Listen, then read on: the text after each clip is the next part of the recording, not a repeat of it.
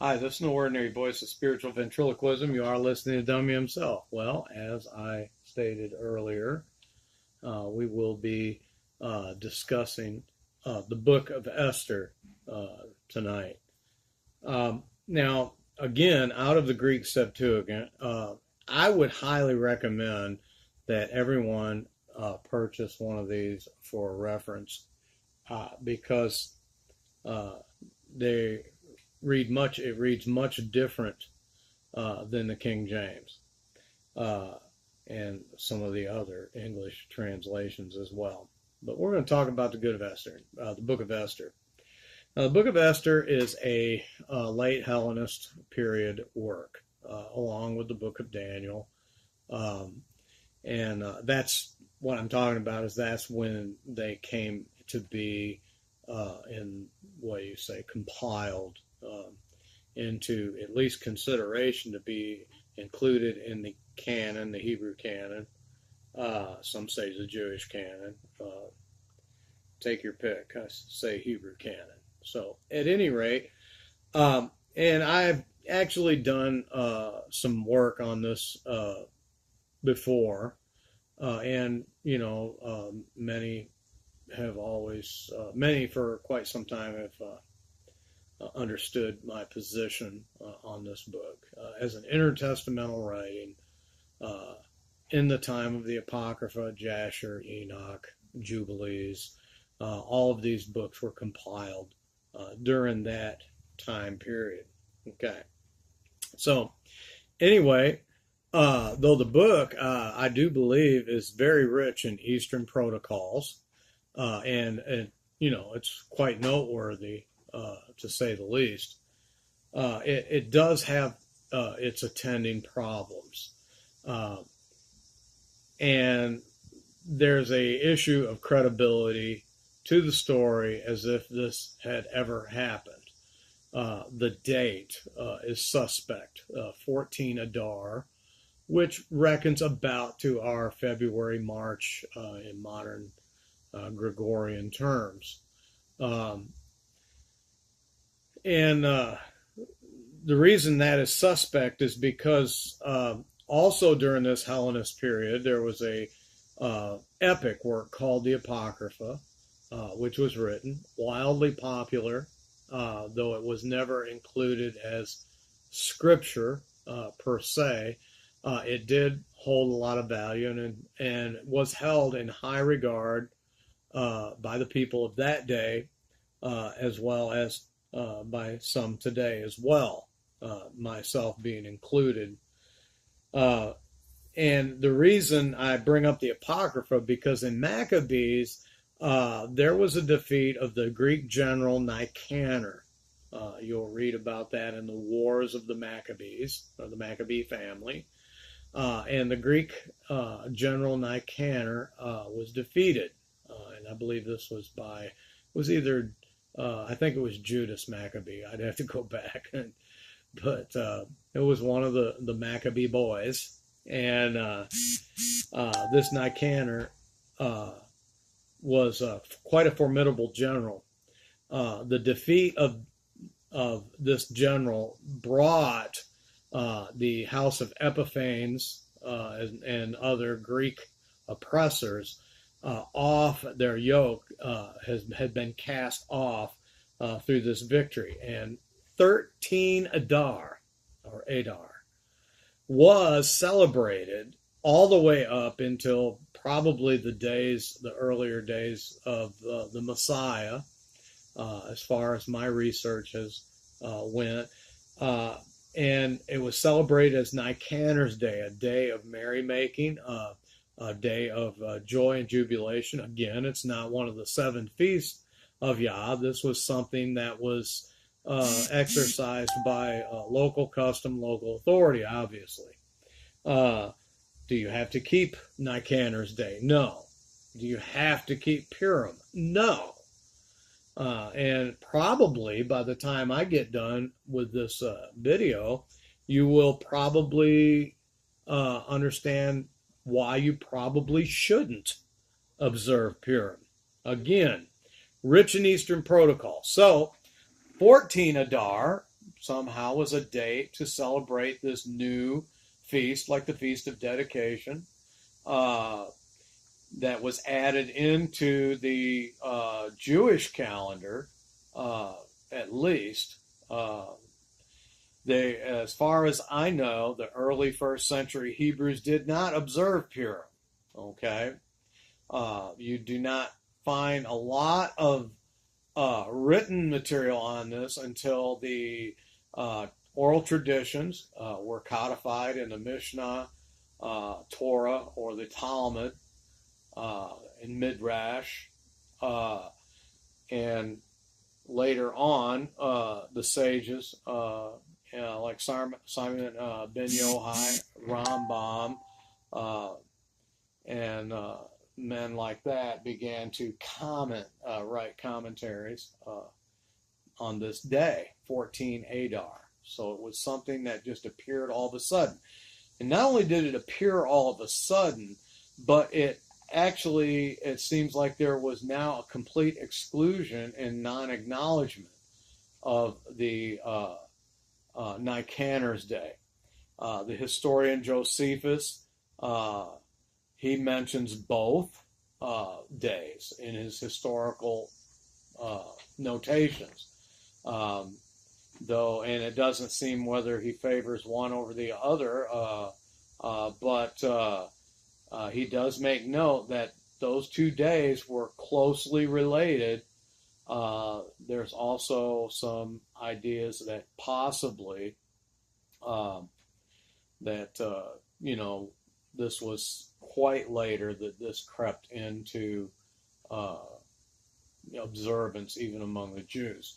But anyway, we're going to go ahead and start right here. But one of the main problems that arise in a textual criticism of the book of Esther is the issue of timing. Okay? All right, and I'm going to go ahead and I'm going to read from the Greek text, verse 5, Esther chapter 1, I guess. It says, "Now there was a Jew in the city of Susa, and his name was Mordecaius, the son of Jairus, the son of Shemanias, the son of Sisera of the tribe of Benjamin, who had been brought a prisoner from Jerusalem, which Nebuchadnezzar, king of Babylon, had carried into captivity." So we're talking about a man now who was carried into Babylonian captivity. Okay, now we are quite a ways down the road, as I'll show you here in just a second. So to continue on, and I don't have to revisit this text, we'll just highlight the fact that he had been carried out of Babylon, or out of Jerusalem, prisoner, by Nebuchadnezzar, king of Babylon, and obviously lived in Babylon. As a matter of fact, he was of the court of Nebuchadnezzar. He must have been, because this Hebrew man now bears the name of the chief divinity of the Babylonians. He was renamed Marduk Caius, or servant to serve Marduk. And this is an interesting point here. Okay, so, and he had a foster child, daughter of Animadad, his father's brother, and her name was Esther. So they were cousins. And when her parents were dead, he brought her up for a wife for himself, and the damsel was beautiful. Okay, so she's a beautiful damsel. She's obviously a virgin. And here we're going to continue to read this up. Again, let's start that verse again. "And he had a foster child, daughter of Aminadab, his father's brother, and her name was Esther. And when her parents were dead, he brought her up for a wife for himself. And the damsel was beautiful." So Mordecai, this is the other thing to highlight. Mordecai was acting in the role of a leveret. Obviously, his father's brother had left no male offspring. So being that he was genetically closest remaining alive to his father's brother, including his father, obviously was probably dead at this point. So he brought her up. In other words, he raised her from a child to as for a wife for himself. So this Mordecai was already married, and the damsel was beautiful. Okay, all right. Now it says again, we're kind of shooting ahead because the way that this is told, the event that preceded this whole drama that's going to play out in the book of Esther had already happened. We see that Queen Vashti was demoted of her royal position, probably relegated to a concubine status at that point, and her, they were seeking out damsels, okay, because this is the proclamation, all right. It says, and the same pleased the king, verse 21 of the same chapter, and the same pleased the king and the princes, and the king did as Marcus had said, and sent into all the kingdom through several provinces, according to their language, in order that men might be feared in their own houses. And after the king's anger was pacified, he no more mentioned Aston, which is Vashti, bearing in mind what she had said and how he had commanded her. Then the servants of the king said, let there be sought of the king chaste and beautiful young virgins. This is where Esther comes in. So we know she was a virgin. We know she was beautiful, and it says that she was chaste. Okay? And appoint local governors in all the provinces of his kingdom, and let them select fair and chaste young damsels, virgins, and bring them to the city of Susa in the women's apartment, and let them be consigned to the king's chamberlain, etc., etc. And the rest is history. Okay? Or is it? Okay. Now, again, the issue of timing. Okay? And notice that how this all played out. If this Mordecai was in the king's court, okay, then one, he would have had advanced knowledge of this plan. I mean, he would have sat right there and heard the whole thing. Okay. He was the servant of the Persian king, which also brings up an important point. When in Eastern protocols, as far as leading away captives, especially those who are going to be members of the court of a king, they are given new names. And we see that in the book of Daniel. We see that played out several times. Even Yah revealed a new name to himself when he brought Israel out of the land of Egypt, and he was about ready to bring them into Canaan.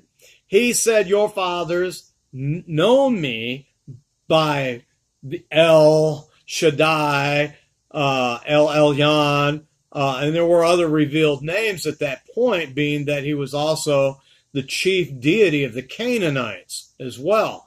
But because Israel is now brought into a special relationship, even Yah chose a new name. He said, but by my name Yahweh, or Yahweh, was I not known unto them. Okay? So we know anytime there's a transition from one alliance to another, a new name is given. Okay? Yeshua, he renamed Simon Bar Jonas to Cephas. Okay? All right. So I see y'all get the point there. Now, the question is the name Mordecai means servant of Marduk. That's the chief Babylonian god, along with Esther or Ishtar, the chief Babylonian goddess. They were on the gates of Babylon, inscribed. And those were the chief divinities. Now we know that the one of the chief divinities of Persia was Hanun, from which we get the name Haman in this story. One of the chief goddesses was Zeresh, also of the Elamites, or the Persians and the Medes. Okay, so it just seems like every name in this story of anybody who's anybody is named after some type of false mighty one, or some mighty one who shouldn't be given their name, or people should be bearing the name of these mighty ones, because there is no equal to Yahweh, and he said that beside him, or to his equal, there is no other, and he doesn't know any, because he's the chief in the divine council. Okay? All right. Okay. Now, the issue of timing, we're going to go back to that real quick. The issue of timing. We know if he was carried out of Babylon, okay, and he was serving Nebuchadnezzar, then there 70 years elapsed of the judgment that was placed upon Israel by Yahweh.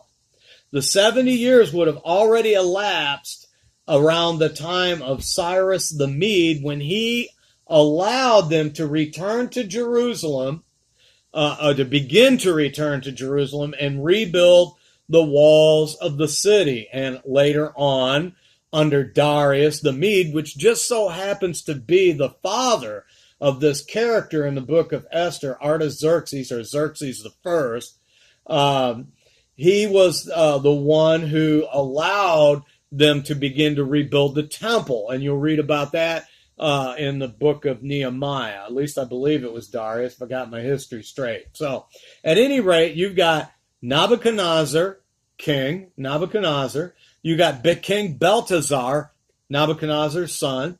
You have Cyrus the Mede, Cambyses, the son of Cyrus.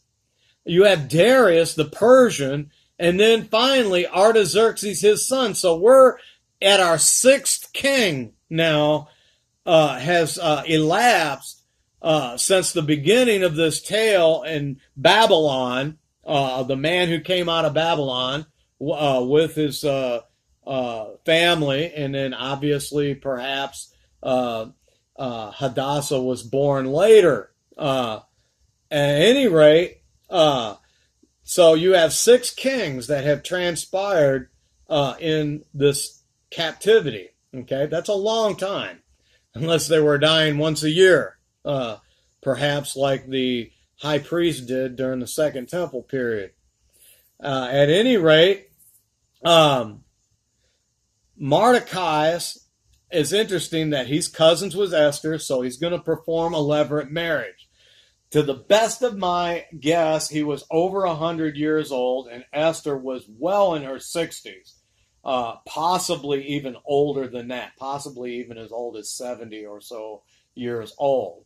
Now, this seems to be a little bit late in the game to be taking a woman for a wife if your plans are to raise up seed for your father's dead brother in the performance of a levirate marriage. Okay? So I find that suspect. Maybe they were more fertile back then. Maybe Sarah wasn't a one-off. Okay? So, anyway, or said Abraham and Sarah. So, what we're going to also look at here for a second is the Greek historian Herodotus. He recorded that Persians only married from the 7 royal Persian families. Now, this throws a wrench into it, because it's believed that Vashti or Aston was actually the daughter of a general, and that this oath to only marry among the 7 Persian royal families were based on the father Darius's oath. So if he did marry Aston or Vashti and then subsequently married Esther, then he was obviously breaking his father's oath. Who he made this before, I haven't gone into it much. To suffice it to say, I don't think it really matters whether they married only the 7 royal families or no. Because when it comes to Hebrew, when it comes to Hebrew custom, Hebrew protocols, especially of people that are obviously have had, a second heart about coming back and fervently returning, at least 46,000 of them, wanting to come back and fervently serve Yah.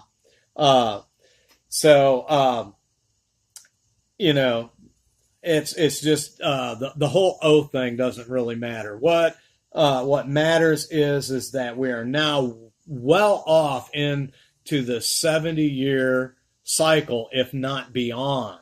Okay. All right. Now, the issue of concealed identity. Throughout this whole story, there's a secret pact that's made between Mordecai and Esther to conceal her identity. Why? She's a subject of the kingdom. The edict's gone out into all the kingdom.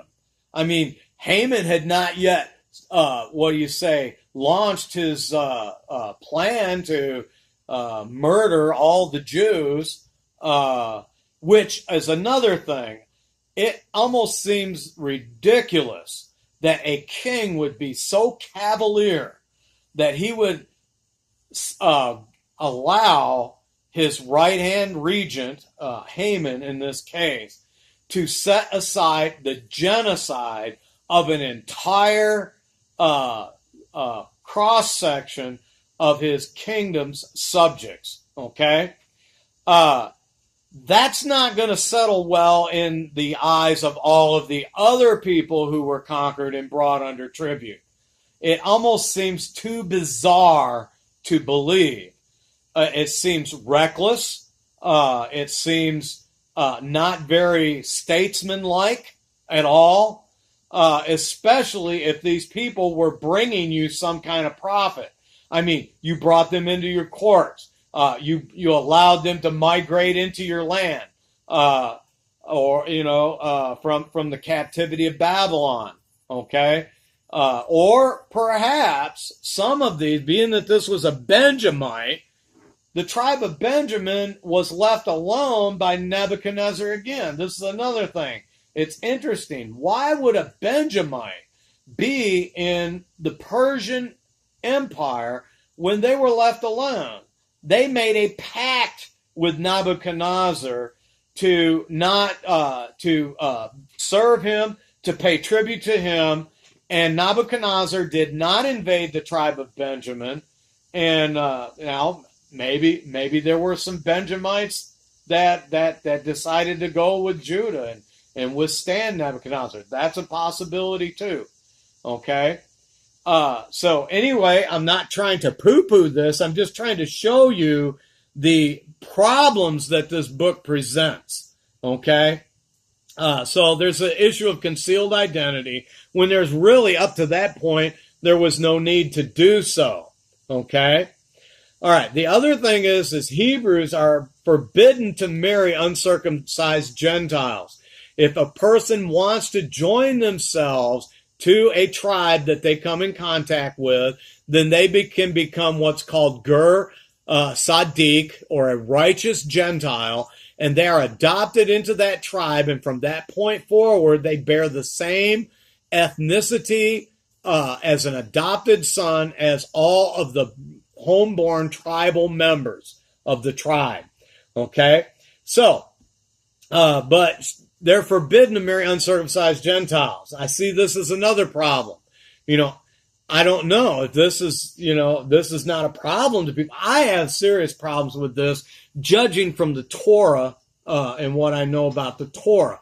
Well, they're in captivity. Well, we're in captivity here in America. So why don't we just start ignoring all the laws and statutes and ordinances and stuff? Because we can always play the captivity card, and we cannot have it in our heart to obey Yahweh and to obey his laws. We can play the captivity card. And actually, that's a legitimate excuse for a lot of us, because we've been so long in captivity, we've become so assimilated with the Gentiles that it's probably going to take Yah 1,000 years to get it all out of us.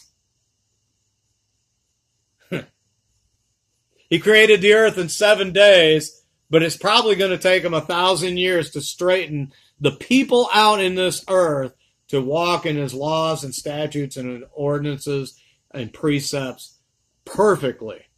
Okay? We're paddling the canoe right now and doing a good job, and he gives us grace, but there is a higher level of love for Torah that we all need to be ascending to. Okay? So anyway, basically at this juncture, when Esther is taken into the king's palace and to the chamberlain's quarters, she's basically a concubine or a slave girl with connections at this point. She has connections in the court, which probably on the other side, that would have been, if there wasn't so many other attending difficulties with this book, as far as historical accuracy, or did it even happen at all, it would seem to fit real good that she had an inside track to the king. So, both her, like I mentioned before, both Esther and Mordecai are the names or the appellations of Babylonian divinities. And now they are in a Persian court. Okay? Now, he changed her name to Esther and called her Esther. Okay? Which this was done in Persia, not in Babylon. This was done after the fact that they're going to go round up all the girls. Now, all of a sudden, he changes her name, okay, from Hadassah to Esther, okay. Now, this is also the possibility that because the Persian Empire absorbed the Babylonian Empire, that Esther was named, her Babylonian name was then accepted in Persia as part of the multicultural pot that everybody loves to live in, right? So anyway, we're not going to talk. So I'm giving both pros and cons. Ways out. You can, say what study and search this out for yourself, because the English translation will not go anywhere near this. It doesn't even mention that he was raising her up to be his wife. Okay? There is, and I just mentioned this because I have a very, introductory exposure to passages here and there, a spattering here and there of the Talmud, in the writings of the sages, of the Jewish sages. And they said that, at one point Mordecai was grieving as a husband grieves for his wife. So whatever's in the Midrash seems to agree, at least to the status of the potential status of Hadassah or Esther being a levirate wife. Okay? So, and I'll get back to that here in just a minute. And I already mentioned that all the names of the characters are of foreign mighty ones, very non-Hebrew. Okay? There are parallels to the Epic of Gilgamesh, especially the part of Esther in Gilgamesh descending into hell to save Tammuz. Only in this case, the recasting is Esther descending or ascending to the king's throne, where the wicked enemy is waiting, and she's trying to get an entrance to the king. It's quite an interesting thing. Vashti refuses to come before the king when he has commanded her, and she is announced, and she's rejected. Esther comes before the king unannounced, which is a no-no in all Eastern, even in biblical protocol. You do not go before the king without an appointment, without him summoning you and saying it is all right to go appear before him in his court. Okay? She did this. There's one other character in the Bible that did that, and that was the Hasatan. he ascended into heaven without an appointment. He went by his own volition, felt like he had some type of de jure equality with Yah. And he ascended into heaven uninvited, unannounced. It wasn't the appointed time.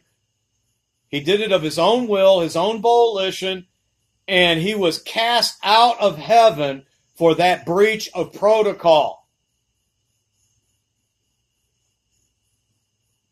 Yeah, I say there was some things going on in the Satan's heart to violate such a well-known protocol in heaven, and then to see these protocols continue in the earth.